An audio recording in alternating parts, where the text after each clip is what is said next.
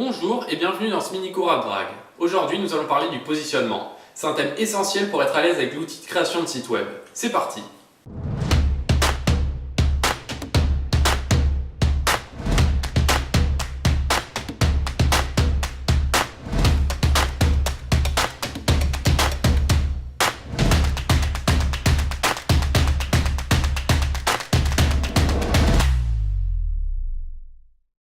La première chose à comprendre, c'est que notre page, c'est une suite de sections.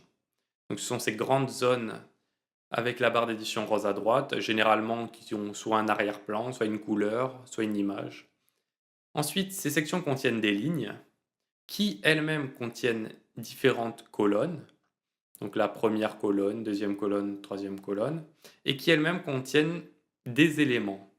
À partir de ces éléments, on peut accéder à la colonne, à la ligne, à la section dans laquelle elles sont.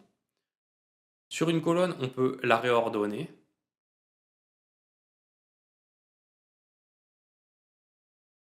Cette colonne contient différents éléments, une image, un texte, un autre texte.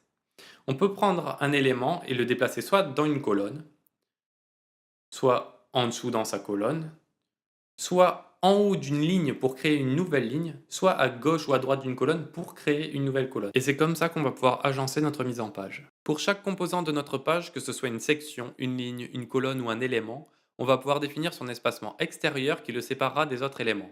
Ça s'appelle le margin. On va aussi pouvoir lui définir son espacement intérieur, autrement appelé padding, qui permet de rajouter de l'espace entre son contenu et ses bordures. On peut éditer facilement le padding haut et bas d'une section avec les barres roses. Ça reste moins précis que si on spécifie les valeurs numériquement dans les champs prévus à cet effet.